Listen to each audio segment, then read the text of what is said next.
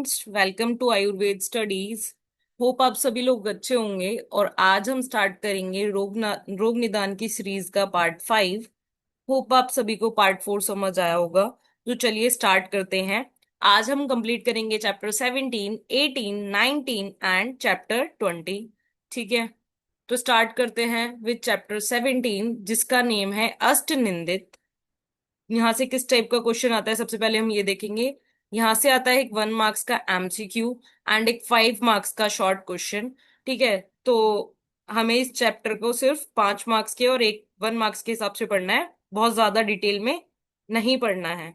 ठीक है, और यहाँ से प्रीवियस ईयर क्वेश्चन में भी ना सबसे ज्यादा बस यहीं से आता है अष्टनिंदित पुरुष का वर्णन करें, अष्टनिंदित पुरुष का वर्णन करें, इसके अलावा बहुत ज्यादा नहीं आता है।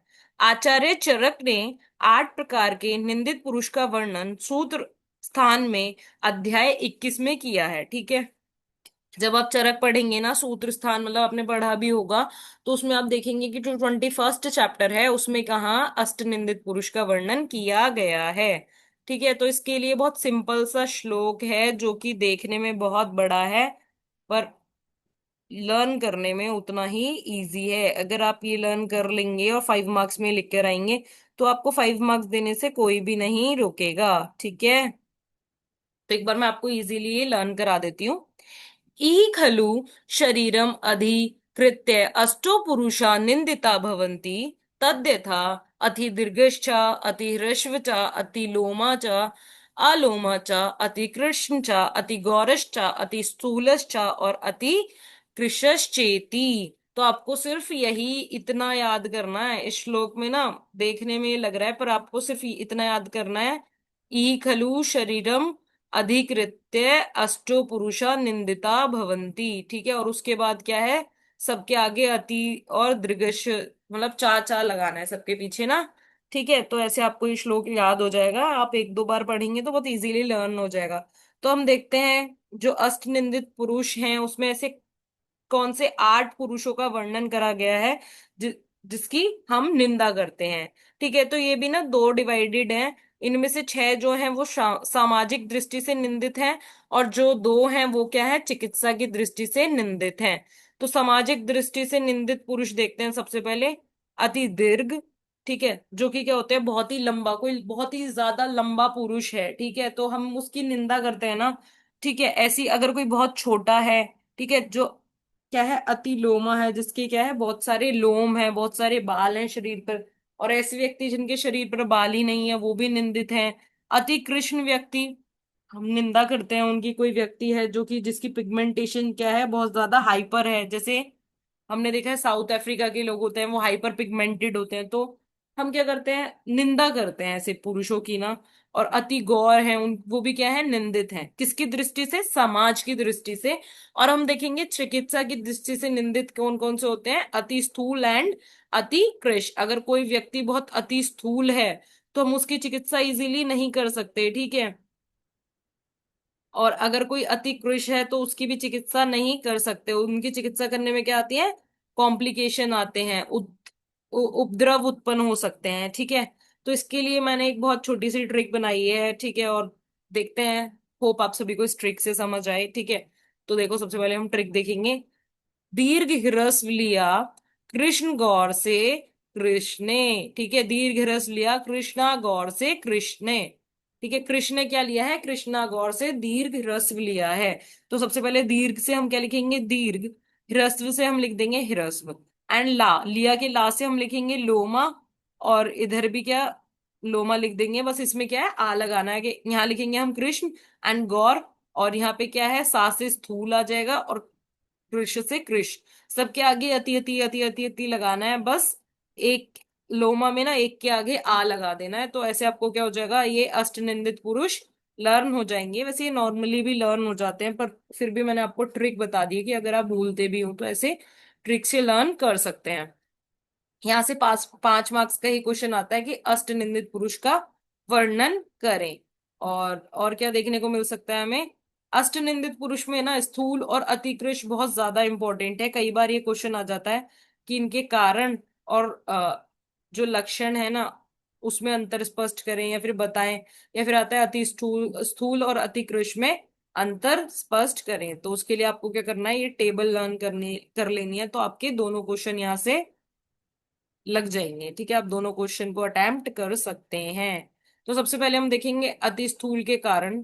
अति मात्रा में भोजन, गुरु शीत मधुर आहार का अति मात्रा में भोजन, स्निग्ध आहार का अति सेवन, और अव्यायाम मतलब कि एक्सरसाइज का क्या ना करना, या फिर अव्यवाय क्वाइटस, ठीक है, सेक्सुअल एक्टिविटीज में पार्टिसिपेट ना करना, दीवा स्वप्न, ठीक है, दिन में सोने से क्या होता है, अति स्थूलता मतलब कफ का प्रकोप होता है, जिससे क्या होता है, अति स्थूलता होती है। इसमें क्या लक्षण देखने को मिलते हैं हमें, अल्प प्राण, ऐसे व्यक्ति जो होते हैं ना, उनकी जो लाइफ होती है वो बहुत कम होती है। गात्र स्वेद मतलब कि क्या होता है, स्वेद होता रहता है, बार बार उन्हें क्या होता है, स्वेटिंग होती रहती है। और क्या आती है, दुर्गंधता भी आती है, जब बहुत एक्सेस स्वेटिंग होगी तो क्या आती, दुर्गंधता भी आएगी। और क्या देखने को मिलता है, शुद्र श्वास, ठीक है। और क्या देखने को मिलता है, अल्प व्यवहार्यता, ठीक है, ठीक है। जब जो विवाहिता है, क्वाइटस है, वो भी क्या देखने को मिलेगा, कम देखने को मिलेगा। देन हम देखते हैं अतिकृश। अतिकृश व्यक्ति किस कारण से होता है, वृक्षपान अधिक, और मतलब वृक्ष अन्नपान के सेवन करने से, अति लंघन से, शौक से, और प्रमेतासन से, मतलब कि जो फूड इनटेक है वो कम करने से। बेसिकली इसमें क्या है, वात का प्रकोप होता है। वात का जब प्रकोप हो जाता है बहुत ज्यादा, तो ठीक है, हमें कैसे अतिकृश व्यक्ति देखने को मिलते हैं। ठीक है, इसमें ना बेसिकली जो वात वाले गुण होते हैं ना वो लिख के आएंगे, वात के जो कारण होते हैं। और इसमें हमें क्या देखने को मिलता है, कास रोग, प्लीहा रोग, ठीक है, उदर रोग, क्योंकि यार जब वो व्यक्ति कृश हो चुका है तो उसमें उदर रोग भी होंगे, प्लीहा रोग, प्लीहा की क्षय हो जाएगा। ठीक है, और अतिकृश से क्या है, बेसिकली हमारी बॉडी में क्षय ही हो रहा है ना, तो काश रोग उत्पन्न हो सकते हैं। और क्या होगा, जो उदर है, सफिग है, ग्रीवा है, मतलब एब्डोमेन रीजन है, बटक्स हैं, और जो नेक रीजन है वो क्या हो जाएंगे, शुष्क हो जाएंगे। वो क्या हो जाएंगे, अपने साइज में बहुत डिक्रीज हो जाएंगे। ठीक है, ऐसे लगेगा कि वो है भी नहीं। ये क्या है, अति कृश के लक्षण। अब हम देखते हैं को रिलेशन ऑफ अष्ट निंदित विद एंडोक्राइन ग्लैंड्स। देखो सबसे पहले हम देखेंगे अति दीर्घ। अति दीर्घ क्या होता है, बहुत ही लंबे पुरुष। तो ये क्यों हो जाते हैं, जब हमारी बॉडी में क्या होता है, जो ग्रोथ हार्मोन है जो कि पिट्यूटरी ग्लैंड से रिलीज होता है, अगर उसका जो अमाउंट है वो बहुत ज्यादा इंक्रीज हो जाता है, तो हमें क्या देखने को मिलता है, अति दीर्घता। ठीक है, जिसे, ठीक है, अति दीर्घता। नेक्स्ट हम देखते हैं अति ह्रस्व। इसे हम ना जाइनेटिज्म भी कह सकते हैं। ठीक है, जो पर्सन है वो कैसे होता है, जाइंट हो जाता है, बहुत ज्यादा लंबा दिखने लगता है। ठीक है, और ये अति ह्रस्व क्या होता है, ड्वार्फिज्म होता है। इसमें क्या होता है, जो पुरुष है वो उसका जो साइज है, मतलब उसकी जो लंबाई है वो बहुत छोटे छोटे होते हैं। ये किस वजह से होता है, अगर हमारी जो पिट्यूटरी ग्लैंड है उससे जो ग्रोथ हार्मोन है वो बहुत कम अमाउंट में रिलीज होता है, मतलब ग्रोथ हार्मोन हार्मोन के कम होने की वजह से क्या होता है, अति ह्रस्व। और अगर इंक्रीज होता है तो क्या होता है, अति दीर्घ। अतिलोमा। अतिलोमा कैसे होता है, कंजेनाइटल एडवर्स इफेक्ट। क्या होता है, जो कंजेनाइटल, या तो एक सॉरी, या तो ये कंजेनाइटल होता है मतलब कि बर्थ से होता है, ठीक है, या फिर ये क्या होता है, adverse effect of anti hypertensive drugs की वजह से भी होता है। एंड अति कृष्ण कैसे होता है, मेलेनिन पिगमेंट जो है अगर वो इंक्रीज हो जाता है तो क्या होता है, अति कृष्णता होती है। और अति गौर कब होता है, जब मेलेनिन पिगमेंट जो है वो डिक्रीज हो जाता है, तो क्या होता है, अति गौर। ठीक है, और जो हम इंडियन होते हैं हमारे में क्या होता है, मेलेनिन पिगमेंट जो है वो नॉर्मल होता है, इसलिए ना तो हम अति कृष्ण होते हैं ना फिर अति गौर होते हैं। अब हम यहाँ से मेन देखेंगे प्रैक्टिस क्वेश्चन, जो कि बहुत बहुत बहुत इंपॉर्टेंट है। और मैं होप करती हूँ, मतलब मैं ये मानती हूँ कि आप हर लेक्चर को कंप्लीट करने के बाद प्रैक्टिस क्वेश्चन को जरूर लगाएंगे, ताकि आप अपने एग्जाम में अच्छा अटेम्प्ट कर पाएं। और जो भी हमारे हैंड रिटन नोट्स हैं वो हमारी ऐप पर अवेलेबल हैं। उसके लिए नीचे डिस्क्रिप्शन में लिंक दिया गया है, वहां से हमारी ऐप को डाउनलोड करें, और वहां से आपको हैंड रिटन नोट्स मिल जाएंगे, और वहीं पर प्रैक्टिस क्वेश्चन भी हैं, जहां से आप इन क्वेश्चंस की प्रैक्टिस कर सकते हैं। ठीक है, तो देखते हैं किस टाइप के क्वेश्चन आते हैं। किस आचार्य ने अष्ट निंदित पुरुष का वर्णन करा है? ये हमने सबसे पहले ही पढ़ लिया था, ये आप मुझे कमेंट बॉक्स में बताएंगे। इनमें से किसका अष्ट निंदित में समावेश नहीं है? आलोमा है, अति गौर है, अति कृष्ण है, अति कपिल। किसका नहीं है? अति कपिल का वर्णन नहीं है। अष्ट निंदित पुरुष का वर्णन करें, ठीक है, तो आप ये कर देंगे जो मैंने आपको ट्रिक बताई थी उससे और जो टेबल बनाई थी उससे, ठीक है। बहुत ज्यादा इसे डीपली नहीं पढ़ना है, सिर्फ यहाँ से यही क्वेश्चन आएगा, क्योंकि ये क्विक रिवीजन सीरीज है तो हम उतना ही पढ़ेंगे जितना हमारे लिए जरूरी है, ठीक है। जनपदो ध्वंस विकार, जनपदो ध्वंस विकार, ये है हमारा नेक्स्ट चैप्टर, चैप्टर नंबर 18। तो सबसे पहले हम देखेंगे यहाँ से किस टाइप्स का क्वेश्चन आता है। यहाँ से आता है 1 मार्क्स का एमसीक्यू एंड 5 मार्क्स का क्वेश्चन आता है सेम। प्राणियों में व्याधिजनक कारण दो प्रकार के होते हैं, ठीक है। जो हम मतलब प्राणी हैं उसमें व्याधि दो प्रकार से उत्पन्न होती है, एक होता है साधारण कारण और एक होता है असाधारण कारण। सबसे पहले हम देखेंगे साधारण कारण। साधारण कारण में क्या आता है? साधारण कारण का अर्थ है सारे जन समुदाय पर एक समान रूप से लागू होने वाला, जो सबके लिए सेम होते हैं, ठीक है। जैसे कि मान लो वायु है, जल है, देश है या काल है, अगर इनमें कोई भी प्रकोप होता है या इनमें कोई भी चेंजेस आता है तो वो सबके लिए है, ठीक है। अगर मान लो वायु दूषित है तो वो सभी के लिए है ना, किसी एक पर्टिकुलर पर्सन के लिए नहीं है। जब वायु, जल, देश, काल के गुणों में ह्रास या उनमें विकृतियां उत्पन्न होती हैं तो समान रूप से सभी प्राणी रोग क्रांत हो जाते हैं और महामारी फैल जाती है, ठीक है। समझ गए? अब देखो मान लो वायु में कोई वायरस आया, जैसे एग्जाम्पल ले सकते हैं, जब कोविड हुआ था तो सभी के लिए था ना, वो सभी को फैल रहा था, ऐसे थोड़ी था पर्टिकुलर की हमारे मतलब किसी एक इंसान को फैल रहा है, वो किसी एक के लिए था, वो सबके लिए था, ठीक है।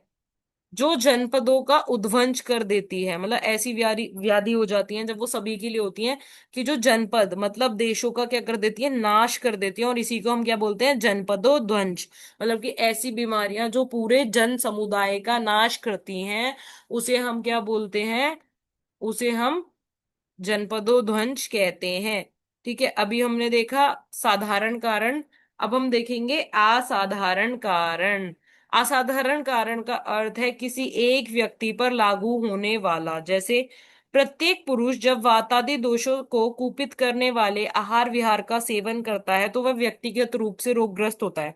मान लो मैं हूं, मैंने अत्यधिक रुक्ष आहार विहार का सेवन करा, तो वो रोग मुझे ही होगा ना, पूरे जन समुदाय को तो नहीं होगा, ठीक है। अगर हम क्या करते हैं, मान लो पर्टिकुलर कोई योद्धा युद्ध पे जाता है, ठीक है, और वहां जाके उसे चोट लगती है तो वो उसी को रोग होगा ना, हर किसी को तो नहीं हो सकता। तो ये क्या है? असाधारण कारण। होप करती हूँ कि आप दोनों, आपको असाधारण और साधारण कारण में समझ आया होगा, ठीक है। अब हम देखते हैं विकृत वायु के लक्षण। विकृत वायु के क्या लक्षण होते हैं? अति शीत या अति उष्ण होती है। जो विकृत वायु होती है या तो वो अति शीत होती है या फिर अति उष्ण होती है, ठीक है। गंध से युक्त होती है, ऋतु विपरीत होती है, अति अभिसंधि होती है, और कैसी होती है? उसका वेग जो होता है वो बहुत तेज होता है, अति वेगवान होती है, ठीक है। ये क्या है? विकृत वायु के लक्षण। फिर हम देखेंगे विकृत जल के लक्षण। जिस जल को जलचर जीव एवं पक्षी छोड़ चुके हों, ठीक है, कि वो उसे नहीं पीते या फिर उनको उस जल को पीने से उनकी मृत्यु हो जाए, तो ऐसे जल को हम क्या मानते हैं? विकृत मानते हैं। जो पीने में अप्रिय या फिर स्वाद युक्त ना हो, मतलब जो पीने में अच्छा ना हो, प्रिय ना हो, ठीक है, जो पीने में कैसा हो? अप्रिय हो, और क्या हो? जिसमें कोई स्वाद ना हो, वो क्या है? विकृत जल है। फिर हम देखेंगे विकृत देश के लक्षण। विकृत वर्ण, गंध, रस एवं स्पर्श युक्त, ठीक है। वातावरण में भयानक और रोने वाली आवाज आती है, ठीक है, और जहां पे भूकंप आता रहता हो, ऐसा देश क्या होता है? विकृत होता है। विकृत काल के क्या लक्षण होते हैं?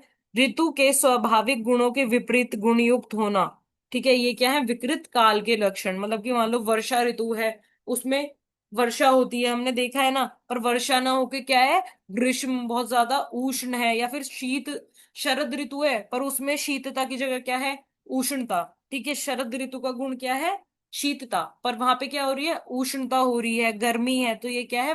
जो ऋतु काल जो है वो विकृत हो चुका है, ऋतु के स्वाभाविक गुणों में न्यूनता मतलब क्या है, वो कम हो जाए, या तो खत्म ही हो जाते हैं या फिर उनमें बिल्कुल उनके मतलब क्या आ जाती है, न्यूनता आ जाती है। तो हम यहाँ के प्रैक्टिस क्वेश्चन देखते हैं इस चैप्टर के। ये बहुत छोटे छोटे से चैप्टर है ना, बहुत ज्यादा वो नहीं है, और यहाँ से हमेशा जो क्वेश्चन रिपीटेड होते हैं ना वो आते हैं।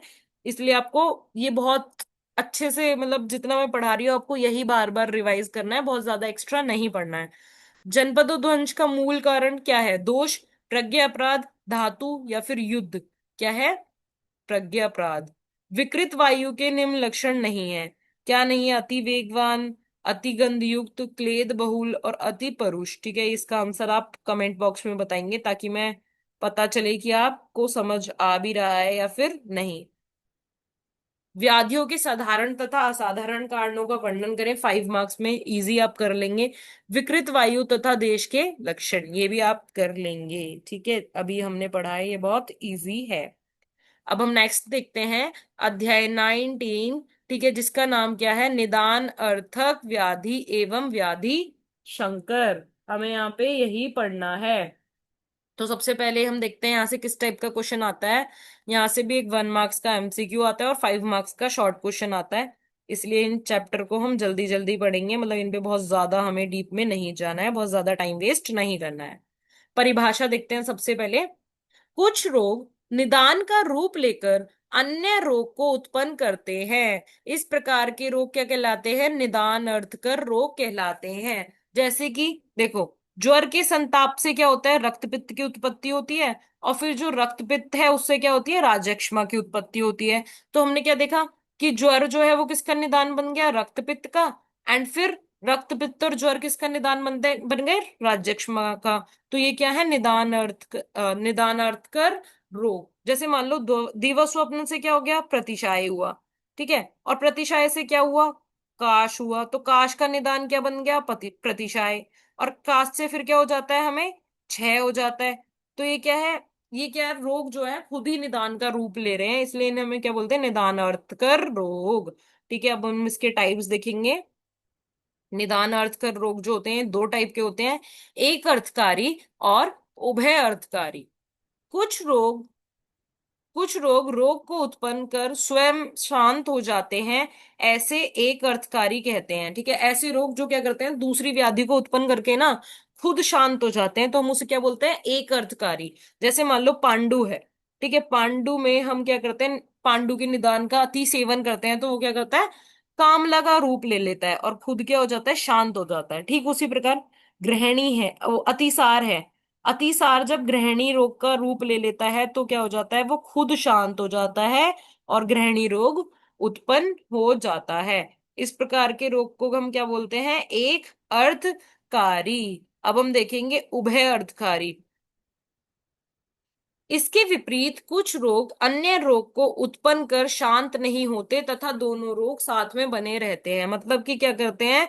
खुद शांत नहीं होते और अन्य रोग को उत्पन्न कर देते हैं, और दोनों ही विद्यमान रहते हैं। तो ऐसे रोगों को हम क्या बोलते हैं? उभय अर्थकारी। जैसे मान लो मेद रोग के बाद क्या होता है? स्थैल्य एवं मधुमेह का साथ होना।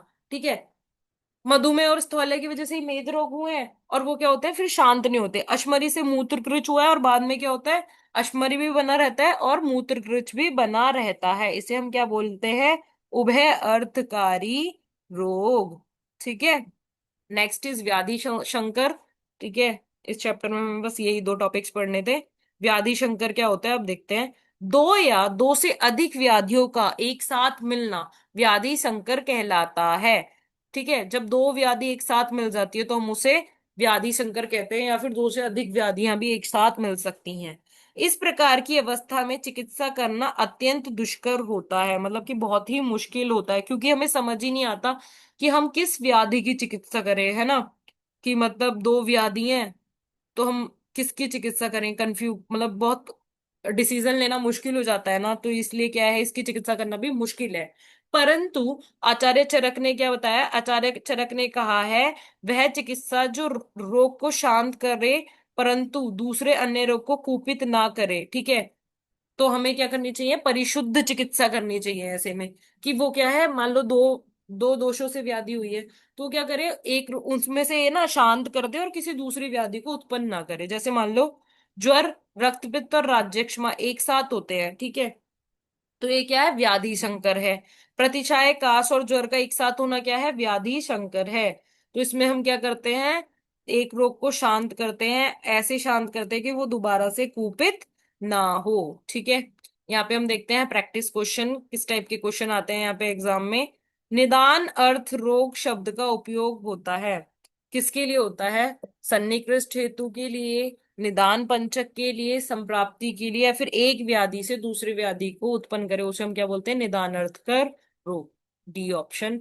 अतिसार के बाद गृहिणी रोग की उत्पत्ति किसका उदाहरण है, एक अर्थकारी, उभय अर्थकारी, द्विविध अर्थकारी, या फिर अनेक अर्थकारी। इसका आंसर आप मुझे कमेंट बॉक्स में देंगे, ठीक है। मैं ना कुछ क्वेश्चन आपके लिए ही डालती हूँ कि आप मुझे आंसर दें, पर आप लोग आंसर नहीं करते कमेंट्स में, ठीक है। आपको कमेंट में आंसर करना है, और आपका जो भी डाउट है वो भी आप कमेंट में मेंशन कर सकते हैं, ठीक है।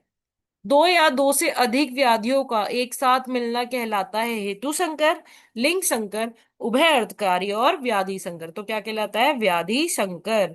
निदान अर्थक रोग, अर्थकर रोग को परिभाषित करते हुए भेदों का वर्णन करें। ये आप कर लेंगे बहुत इजीली, निदान अर्थकर रोग को परिभाषित कर देंगे और फिर उसके दो भेद बताएं, एक अर्थकारी और उभय अर्थकारी, उसे भी हम एक्सप्लेन कर देंगे, ठीक है। It's very very very easy and very very very important. Short note किस पे, व्याधि शंकर पे, ये भी आप कर लेंगे। ओके, अब हम पढ़ते हैं, चलते हैं अध्याय 20 की तरफ, जो कि बहुत बहुत बहुत इंपॉर्टेंट है, जिसका नेम क्या है, व्याधि शमत्व। तो यहाँ से किस टाइप का क्वेश्चन आता है, सबसे पहले हम ये देखेंगे। यहाँ से आता है 1 मार्क्स का एमसीक्यू, 5 मार्क्स का शॉर्ट क्वेश्चन और एक 10 मार्क्स का लॉन्ग क्वेश्चन। तो सबसे पहले हम देखेंगे व्याधि शमत्व की परिभाषा। शरीर की रोग प्रतिरोधक क्षमता को व्याधि शमत्व कहते हैं। मतलब कि जो शरीर है हमारा, रोग को रोकने की क्षमता, रोग के से फाइट करने की, रोगों से लड़ने की क्षमता को हम क्या बोलते हैं, व्याधि शमत्व कहते हैं। और आधुनिक दृष्टि से, मतलब कि इसे मॉडर्न में हमें किससे कोरिलेट करा है, इम्यूनिटी, ठीक है, इम्यूनिटी से कोरिलेट करा है। तो यहां से अगर क्वेश्चन आता है ना, व्याधि क्षमत्व को परिभाषित करें, तो आपको थोड़ा सा इम्यूनिटी को भी एक्सप्लेन करना है। और अगर डिफाइन इम्यूनिटी और इम्यूनिटी से रिलेटेड क्वेश्चन आएगा, तो आपको लास्ट में थोड़ा सा आयुर्वेद के अनुसार व्याधि क्षमत्व भी लिखना है। ऐसा करने से क्या होता है, जो एग्जामिनर है उसे लगता है कि बच्चे को आता है, और क्या है, आपको मार्क्स, अच्छे मार्क्स मिल जाते हैं, ठीक है। तो अब हम देखते हैं व्याधि क्षमत्व के भेद। दो भेद होते हैं, व्याधि बल विरोधी, ठीक है, एंड नेक्स्ट इज व्याधि उत्पाद परिबंध। तो सबसे पहले हम देखेंगे व्याधि बल विरोधी। इसे ना युक्तिकृत बल भी कहा जाता है। यह आहार विहार रोग प्रतिरोधक क्षमता उत्पन्न करने वाली औषधियों से प्राप्त किया जाता है। ये वाली जो व्याधि बल विरोधी बल है ना, व्याधि क्षमत्व है, ये कैसे मिलता है हमें, यह क्या है, अच्छा आहार विहार सेवन करने से, या फिर औषधियां, जैसे रसायन होते हैं ना, रसायन का सेवन करने से हमें इस प्रकार के व्याधि क्षमत्व की प्राप्ति होती है। देन हम देखते हैं व्याधि बल विरोधी। इसे सहज बल भी कहते हैं। यह व्याधि उत्पन्न नहीं होने देता, और ये जन्मजात से होता है। ये क्या होता है, हमारे अंदर ना, हमें हमारी माता, मात्रज भाव होता है, जो कि हमें माता से मिला होता है, और ये कब से होता है, जन्मजात से होता है, ठीक है। तो अगर क्वेश्चन आता है व्याधि शमत्व, तो ये दोनों के अकॉर्डिंग ही आता है, 10 मार्क्स का क्वेश्चन आता है। तो आपको यहाँ से लिखना है आयुर्वेद का, और मॉडर्न अभी हम आगे पढ़ेंगे। देन हम देखते हैं त्रिविध बल। ये 5 मार्क्स में हमें देखने को मिलता है एग्जाम में, प्रीवियस ईयर में आया भी हुआ है ये 5 मार्क्स में। बल, त्रिविध बल होते हैं, सहज बल, कालज बल और युक्तिकृत बल। सबसे पहले हम देखेंगे सहज बल। यह बल जन्म काल से प्राप्त होता है, जो माता तथा पिता के शोणित और शुक्र के बल पर निर्भर करता है।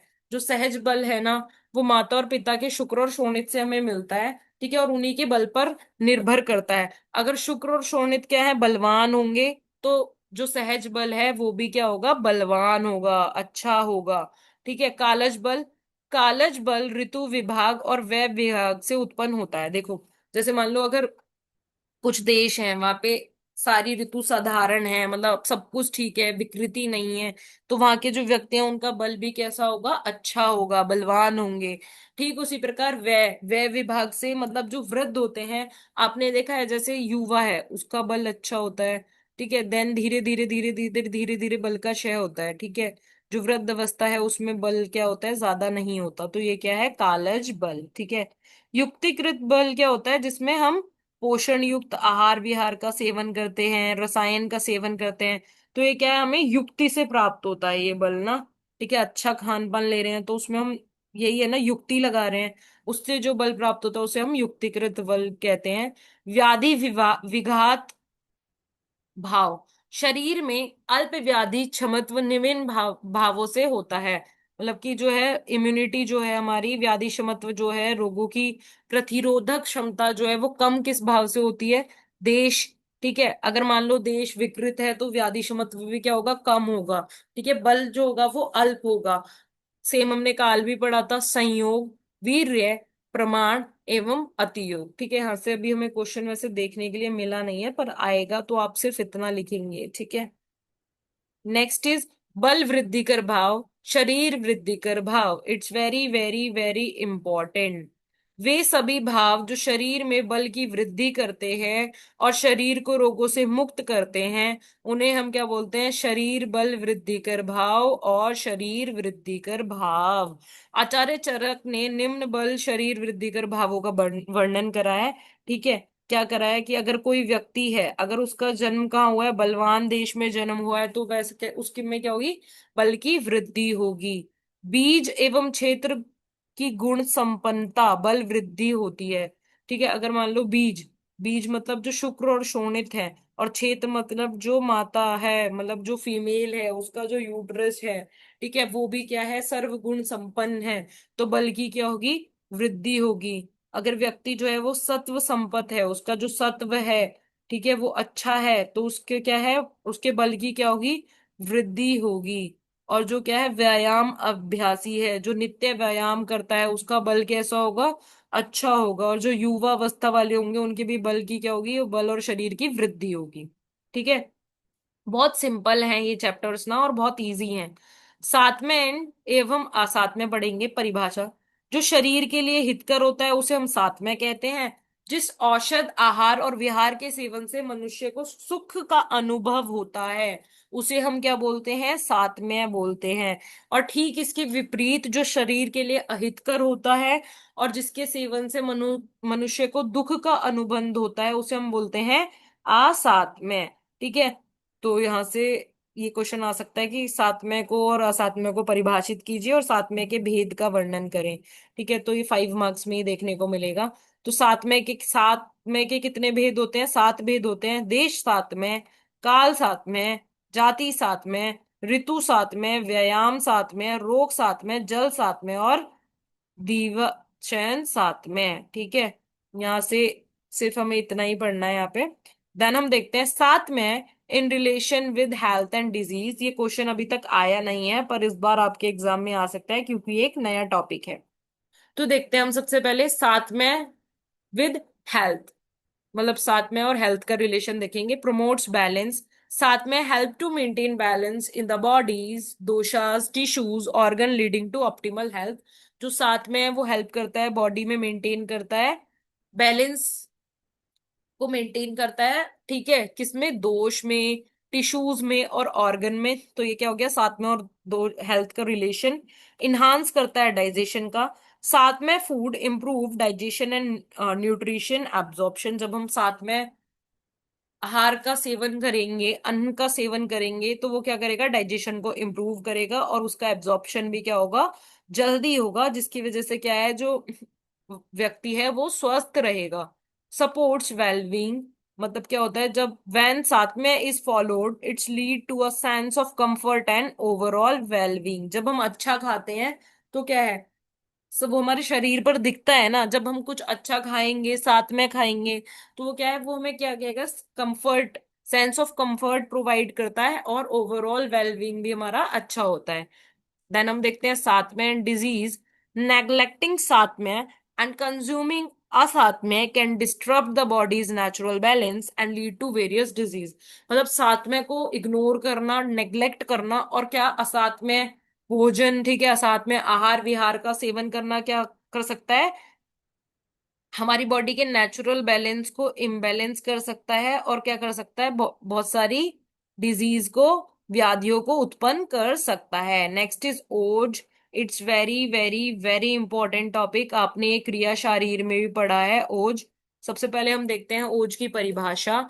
रस से लेकर शुक्र पर्यंत सप्त धातुओं का जो सार भाग होता है उसे हम ओज कहते हैं। ठीक है। जो हमारी सप्त धातु हैं, रस रक्त मांस मेद अस्थि मज्जा शुक्र, इसका जो सार भाग होता है, ठीक है, उसे हम क्या बोलते हैं, ओज कहते हैं। देन हम देखेंगे ओज का स्वरूप। यहाँ से 10 मार्क्स का क्वेश्चन आता है। ओज प्रधान रूप से घृत के समान शुक्ल वर्ण का होता है और मधुर स्वभाव वाला होता है, शीत वीर्य होता है, गुरु होता है, और जितने भी हमारे प्राण आयतन हैं उसमें क्या है, सर्वश्रेष्ठ है। ठीक है, क्या है, सर्वश्रेष्ठ है। देन हम देखते हैं ओज के गुण। ओज के 10 गुण बताए गए हैं, यहाँ से 5 मार्क्स का क्वेश्चन भी आ सकता है। ठीक है, तो आपके लिए, आपको उसके लिए छोटा सा श्लोक है, ये लर्न करना है। गुरु शीतम मृदु सुलक्षणम भैलम मधुरम स्थिरम प्रसन्नम पिच्छलम स्निग्धम ओजो 10 गुणा समृतम।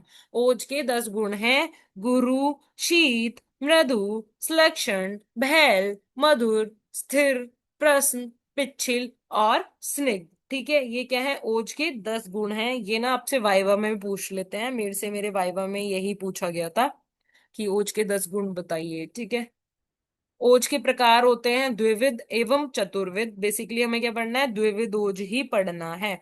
द्विविध ओज होते हैं पर ओज एंड अपर ओज। पर ओज, सबसे पहले हम पढ़ेंगे पर ओज, जो कि बहुत बहुत बहुत इंपॉर्टेंट है। इसका स्थान हृदय होता है, प्रमाण अष्टबिंदु होता है। इसकी सम्यक स्थिति में जीवन और इसके नाश होने से क्या होता है, मृत्यु हो जाती है। यहाँ से एमसीक्यू बन सकता है। ठीक है, अपरोज, इसे श्लैष्मिक ओज भी कहते हैं। यह अप्रधान होता है और ये पूरे शरीर में व्याप्त होता है और इसकी प्रमाण क्या होता है, अर्धांजलि होता है। ठीक है, अर्धांजलि होता है इसका प्रमाण। यहाँ से भी एमसीक्यू भी बन सकता है और ये आपको ओज टॉपिक में तो लिखना ही लिखना है। अब हम देखेंगे ओज के प्राकृत कर्म। ओज शरीर को शक्तिमान, कांतिमान, स्थिर और सबल बनाता है। क्या बनाता है, शरीर को शक्तिमान बनाता है, कांतिमान बनाता है, स्टेबल बनाता है और साबल, मतलब जो बल है वो भी, पावर जो है वो भी इंक्रीज होती है। ओज शारीरिक दोषों का नियमन करता है, स्वर और वाणी को गंभीरता और मृदुता प्रदान करता है। It's very easy. दीर्घ जीवन देता है और ओज क्या है, प्राणों का आधार है। ठीक है, होप आप सभी को ये समझ आ रहा होगा, और अगर आपको कुछ समझ नहीं आता तो मैं दोबारा बोलूंगी, कमेंट सेक्शन में कमेंट कर सकते हैं। और हमारी ऐप से नोट्स को डाउनलोड करना ना भूलें, और हमारी ऐप की लिंक नीचे डिस्क्रिप्शन है में है, वहां से आप ऐप को डाउनलोड करें ताकि आपको ये सभी नोट्स इजीली मिल सके। ओके, आगे बढ़ते हैं। दोष पाक। दोष पाक दो शब्दों को मिलाकर बना है, दोष प्लस पाक। ठीक है, दोष का मतलब है वातादिक शारीरिक दोष और पाक मतलब पाचन। पाचन की वह अवस्था जहां दूषित दोष परिपक्व होकर अपनी प्राकृत अवस्था में लौट आते हैं उसे हम क्या बोलते हैं, दोष पाक। मान लो जैसे वात पित्त कफ त्रिदोष जो है वो दूषित हो गए हैं, फिर अगर उनका पाचन हो जाता है, ठीक है, परिपक्व हो जाते हैं, तो वो क्या आते हैं, अपनी प्राकृत अवस्था में आ जाते हैं। इसी को हम क्या बोलते हैं, दोष पाक कहते हैं। ठीक है, तो हम देखेंगे सबसे पहले दोष पाक होता कैसे है। देखो, पंच भौतिक आहार का सेवन करा, उस पे क्या होगी, पाचन क्रिया होगी। पाचन क्रिया किसकी वजह से होती है, अग्नि की वजह से। अगर मान लो जो अग्नि है, अग्नि क्या है, विकृत है, मंद अग्नि है या फिर विषम अग्नि है, तो उससे क्या होगा, आम की उत्पत्ति होगी। जब आम की उत्पत्ति होगी तो हम क्या करेंगे, आम दोष की चिकित्सा करेंगे। और जब हम आम दोष की चिकित्सा करेंगे तो क्या हो जाएगा, आम दोष का भी पाक हो जाएगा। और जब दोष जो है उनका आम से निराम हो जाएंगे तो दोष का भी पाक ही हो जाएगा, दोष भी क्या हो जाएंगे, अपनी साम्य अवस्था में आ जाएंगे, और इस प्रकार क्या हो जाएगी, रोगों की शांति हो जाएगी। ठीक है, अब हम देखते हैं दोष पाक के क्या लक्षण होते हैं। दोष दोष विकृति से उत्पन्न लक्षणों के विपरीत होते हैं। शरीर में लघुता आ जाती है, शरीर में ज्वर अल्प हो जाता है, और जो भी लक्षण होते हैं उनसे भी क्या होता है, मुक्त हो जाता है, और इंद्रिय की जो विकलता है, इंद्रिया जो है वो अपनी साम्य अवस्था में आ जाती हैं। अब हम देखते हैं दोष पाक के उपाय, कि हम दोष पाक कैसे कर सकते हैं। जैसे मैंने ये बनाया है ना, सेम आप ऐसा अपना एग्जाम में ना अपनी आंसर शीट में बना सकते हैं। ये क्या करता है, आपको औरों से अलग बनाएगा, थोड़ा आपका जो आंसर रिप्रेजेंट करने का तरीका है वो अट्रैक्टिव लगेगा। तो इसमें क्या होता है, आप इजीली ना आपको मार्क्स मिल जाते हैं। तो देखो दोष पाक के उपाय क्या है, लंघन है, स्वेदन है, तिक्त रस युक्त यवागु और पाचन। इनकी वजह से क्या हो सकता है, दोष का पाक हो सकता है, और जो व्यक्ति है वो अपनी साम्य अवस्था में आ जाएगा। अब हम देखेंगे healing, regeneration and repair. It's very very very important topic, और यहाँ से 10 मार्क्स का क्वेश्चन आता ही आता है। Healing is the process of restoration of health from an unbalanced disease or damaged part in the body response to injury. Healing क्या है, healing एक process है। जब क्या होता है, हमारी बॉडी जो है वो किसी इंजरी के, मतलब उसे जब कोई इंजरी हो जाती है बॉडी में, तो क्या होता है, डैमेज हो जाती है, ठीक है, या फिर अनबैलेंस हो जाता है। तो उसी को दोबारा से रीस्टोर करना, रिपेयर करना क्या कहलाता है, healing. The ideal result of healing is to restore the tissue to its normal state. मतलब कि क्या है, हीलिंग का जो आइडियल रिजल्ट है, मतलब क्या है कि जो टिश्यू डैमेज हुए हैं प्री इंजरी में जैसे थे, मतलब इंजरी से पहले उसी स्टेट में उन्हें लाना, ठीक है। The process of healing involve two steps, two distinct process. क्या क्या, रीजनरेशन एंड रिपेयर। सबसे पहले हम देखेंगे रीजनरेशन क्या होता है। Regeneration, when healing take place by proliferation and parenchymal cell, usually result in complete restoration to original tissue। मतलब क्या है कि बिल्कुल, क्या होता है जब हीलिंग का प्रोसेस स्टार्ट होता है, तो अभी अब आगे पढ़ेंगे, प्रोलिफरेशन फेस होता है, किसमें पैरेन्काइमल सेल्स में होता है, जिसकी वजह से क्या होता है, जो हमारा जो जहां भी डैमेज हुआ है ना वो कंप्लीटली रीस्टोर हो जाता है। एंड रिपेयर में क्या होता है, result in fibrosis and scarring. Both process take place simultaneously, और जिसकी वजह से क्या होता है, जो भी हमारी इंजरी है वो क्या हो जाती है, रिपेयर हो जाती है। ठीक है, तो आगे हम इसे डिटेल में पढ़ते हैं। There are two pathways of healing. क्या होती हैं, दो पाथवे होती हैं हीलिंग की। ये आ सकता है पाथवे ऑफ हीलिंग करके, तो आप उसमें प्राइमरी इंटेंशन एंड सेकेंडरी दोनों को अच्छे से बताना है। सबसे पहले पाथवे ऑफ हीलिंग क्या है, दो पार्ट में होती है, primary intention and secondary intention. सबसे पहले हम पढ़ेंगे primary intention. It involves minimal tissue loss. It results in minimal scarring and faster healing. इसमें क्या होता है, टिश्यू का मिनिमल लॉस होता है, और स्कारिंग, जो स्कार फॉर्मेशन होता है वो भी मिनिमल मिनिमल होता है, और इसमें हीलिंग जो होती है वो फास्टर होती है। इसमें क्या क्या स्टेप्स होते हैं, सबसे पहले होता है haemostasis, the action of platelets to limit blood loss at affected area. यहाँ क्या करते हैं, प्लेटलेट्स एक प्लग बना लेती हैं, और जो भी हमारा ब्लड लॉस होता है सबसे पहले उसे रोकते हैं, ठीक है, ताकि एक्सेसिव ब्लड लॉस ना हो, कहाँ से, अफेक्टेड एरिया से।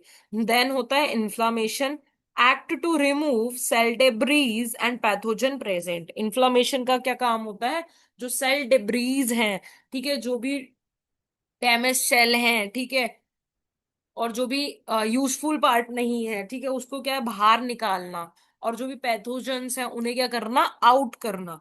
देन आता है प्रोलिफरेशन, ये हमने पहले भी देखा था। The production of collagen by fibroblast allow to closure the wound after around week.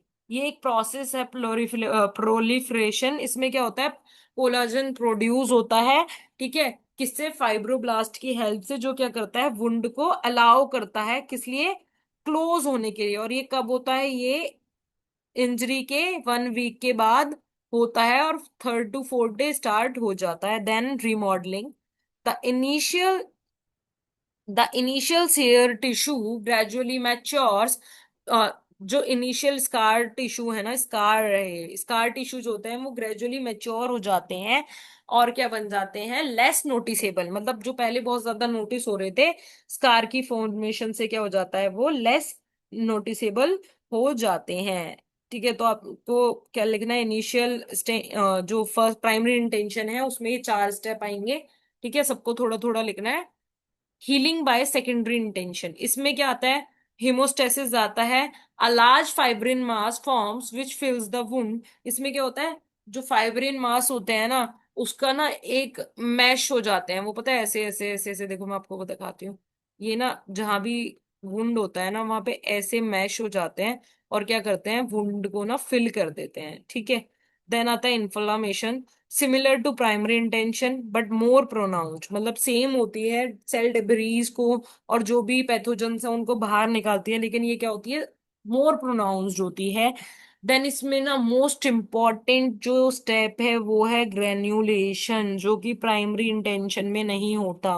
Granulation tissue form at the bottom of wound है, this is an important step. इसमें क्या होता है, वुंड के नीचे ना ऐसे ग्रेन्युलेशन, ग्रेन्यूल्स बन जाते हैं, ठीक है, सॉरी, ठीक है। और ये स्टेप जो है वो बहुत बहुत बहुत इंपॉर्टेंट स्टेप है। Contraction and scar formation. The wound contracts due to action of myofibroblast and resulting scar will be more prominent. ठीक है, अब क्या होता है, मायोब्लास्ट की हेल्प से क्या होता है, जो वुंड्स हैं वो कॉन्ट्रैक्ट करते हैं, और क्या हो जाता है, स्कार भी जो है वो मोर प्रोमिनेंट होता है, और वुंड की क्या हो जाती है, हीलिंग हो जाती है। Both primary and secondary intention healing involve inflammation, proliferation and remodeling, but secondary intention is characterized by granulation। ठीक है, सेकेंडरी इंटेंशन में ऐसा क्या अलग होता है, तो वो है ग्रेन्युलेशन।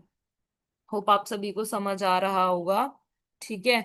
बहुत इजी है ये, जितना मैंने नोट्स में दिया हुआ है, प्रोवाइड करा है, सिर्फ आपको यही पढ़ना है।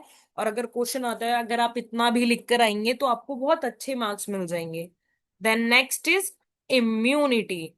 All organisms have defense mechanism that protect them from foreign body या फिर foreign organism is known as immunity। जितने भी ऑर्गेनिज्म हैं उनके पास क्या होता है, एक अपना डिफेंस मैकेनिज्म होता है, जो कि उन्हें प्रोटेक्ट करता है फॉरेन ऑर्गेनिज्म से, जिसे हम क्या बोलते हैं, इम्यूनिटी। इम्यूनिटी क्या होती है, दो टाइप की होती है, innate immunity and acquired immunity. और फर्दर एक्वायर्ड इम्यूनिटी भी दो टाइप की होती है, एक्टिव एंड पैसिव। ठीक है, तो अभी हम इसे पढ़ेंगे। यहां से अगर क्वेश्चन आता है तो आपको आयुर्वेद को भी कोरिलेट करना है। तो सबसे पहले हम लिखेंगे, देखेंगे innate immunity. It is non specific type of defence present at birth birth time. जो ये है ना इन्नेट इम्यूनिटी, ये हमें बर्थ से मिलती है, बाय बर्थ पेरेंट से मिलती है, ठीक है। तो देखते हैं इन्नेट इम्यूनिटी की, मैंने ना एक ट्रिक बनाई है कि देख ये हमें कैसे मिलती है। देखो इसके लिए ट्रिक है P2C2। ये कैसी हो सकती है, फिजिकल हो सकती है। फिजिकल में क्या आता है, स्किन और म्यूकस, ठीक है। हमारी बॉडी पे जो स्किन है वो हमें हेल्प करती है ना, किसी बैक्टीरिया के कांटेक्ट में आने से, या स्किन जो है वो हमें बहुत हेल्प करती है किसी बैक्टीरिया के कांटेक्ट में आने से, या फिर टेम्परेचर से भी हमें बचाती है। तो ये क्या है, फिजिकल इम्यूनिटी है। सेम वैसे ही म्यूकस, जो हमारा स्टमक है वहां पे क्या है, म्यूकस है, जो कि क्या करता है, एचसीएल रहता है, तो हमारे जो बॉडी में एचसीएल है उसे अदर ऑर्गन से कांटेक्ट में नहीं आने देता।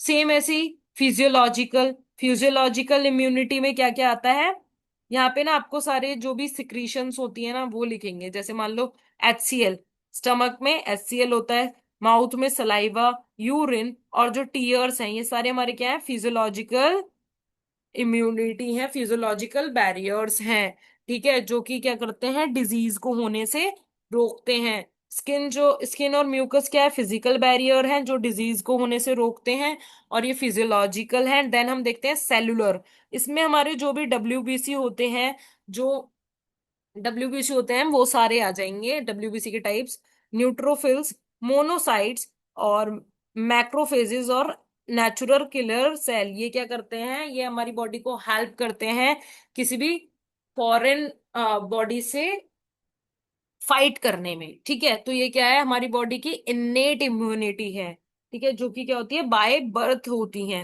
एंड नेक्स्ट इज साइटोकाइन, इसे हम कैसे याद करेंगे, देखो यहाँ पे क्या आ रहा है, INE, और इंटरफेरोन में भी क्या आता है, IN, तो इसमें क्या आ जाएगा, इंटरफेरोन। सिंपल, एंड इजी जब भी ये क्वेश्चन आएगा तो आपको ऐसे ये टेबल बना के आनी है, इससे क्या होता है मार्क्स गेन करने में इजी होता है। देन हम देखते हैं acquired immunity. A for acquired and A for antibody. तो हम इसमें क्या देखते हैं कि एंटीबॉडी जो है वो कैसी है, मतलब कि सेल्फ है, नॉन सेल्फ है। ठीक है, ये एंटी बॉडी के अगेंस्ट जो भी है ना हमारी बॉडी की इम्यूनिटी। ठीक है, एंटीबॉडीज मतलब जो बाहर से फॉरेन बॉडीज होती है ना, उन्हें बोलते हैं। उसके लिए जो हमारी बॉडी की जो हम इम्यूनिटी देते हैं हम उसे क्या बोलते हैं, एक्वायर्ड इम्यूनिटी। तो देखो एक्वायर्ड इम्यूनिटी में अगर वो सेल्फ है तो हम उसे बोलते हैं एक्टिव, ठीक है, जो हमारी बॉडी में खुद से होती है। और अगर वो नॉन सेल्फ है, अगर हमने उसे बाहर से दिया है, तो हम उसे क्या बोलते हैं, पैसिव पैसिव एक्वायर्ड इम्यूनिटी। ठीक है, बहुत इजी है देखो। एक्वायर्ड इम्यूनिटी मतलब जो कि हमने बाहर से ली है, वो नेचुरली नहीं है। इसमें भी क्या होता है, कुछ ऐसी होती है जो हमारी बॉडी में सेल्फ होती है, ठीक है, और कुछ क्या होती है, नॉन सेल्फ। एक्वायर्ड हमारी बॉडी में बर्थ से नहीं होती, वो धीरे धीरे हमें मिलती है। तो देखो सबसे पहले हम देखेंगे एक्टिव। एक्टिव में क्या आती है, नेचुरल और आर्टिफिशियल। नेचुरल मतलब, नेचुरल देखो, जो नेचुरल इन्फेक्शंस हो जाते हैं इसकी वजह से भी क्या होता है, कुछ टाइम बाद हमारी बॉडी में इम्यूनिटी आ जाती है। जैसे मान लो एक बार कोल्ड कोल्ड हुआ है, ठीक है, तो उसके लिए कोल्ड के लिए हमारी बॉडी में क्या हो गई, एंटीबॉडीज बन गई। तो अगर वो दोबारा से कोल्ड होगा ना, तो वो उससे फाइट करेंगी, क्योंकि क्या है वो हमारी बॉडी में ऑलरेडी एक बार ये उसके लिए रिस्पॉन्स दे चुकी है। तो अगर कभी दोबारा होगा तो हमारी बॉडी क्या है, उससे खुद ही फाइट करेगी। तो ये क्या है, नेचुरल। ठीक है, देन आता है आर्टिफिशियल। इसमें हम क्या करते हैं, वैक्सीनेशन देते हैं। ठीक है, जैसे टेटनस पोलियो है, तो ये क्या है, आर्टिफिशियल। सेम ऐसे होता है पैसिव, जो कि क्या है हमारी बॉडी में नॉन सेल्फ होती है, ये हमें बाहर से मिलती है। तो इसमें नेचुरल में क्या आता है, बाय मदर। ठीक है, मदर से जो भी हमें एंटीबॉडीज मिलती हैं, जैसे एंटीबॉडी ए, ये क्या है, आर्टिफिशियल है। ये क्या है, पैसिव एंटीबॉडी है, जो कि नॉन सेल्फ है। देन आती है आर्टिफिशियल। आर्टिफिशियल कौन देते हैं, डॉक्टर्स। ठीक है, जैसे कि एंटी वेनम। तो देखो आर्टिफिशियल में ना जो भी बाहर से मिलती है वो आर्टिफिशियल, और जो हमारी बॉडी में रहती है उसे हम बोलते हैं नेचुरल। ठीक है,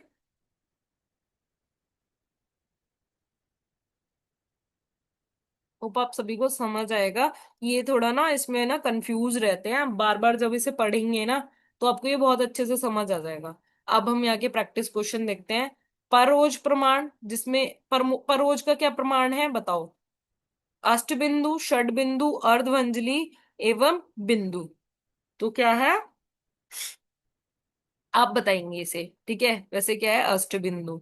ठीक है, next is interferons are cytokine barrier, physical barrier, cellular barrier, और कौन से बैरियर हैं, फिजियोलॉजिकल बैरियर। तो कैसे हैं वो, साइटोकाइन। ठीक है, मैंने इसकी ट्रिक भी बताई थी आपको। देन यहां से हम क्वेश्चन देख लेते हैं।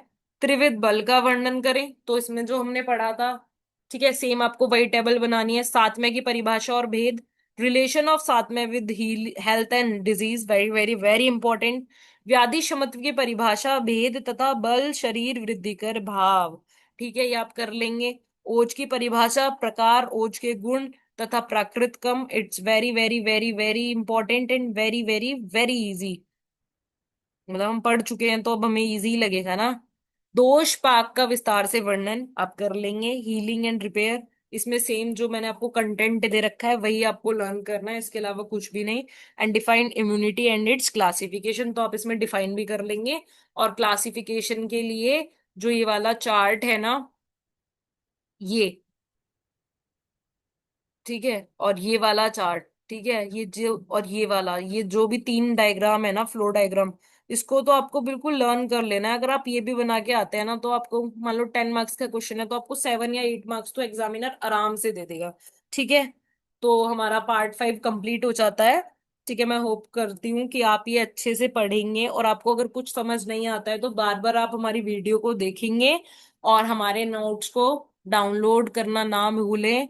उसके लिए सबसे पहले आपको हमारी ऐप को डाउनलोड करना पड़ेगा। ठीक है, वहां से नोट्स डाउनलोड करके जो भी प्रैक्टिस क्वेश्चन है उनकी प्रैक्टिस करें। थैंक यू, मिलते हैं नेक्स्ट वीडियो में।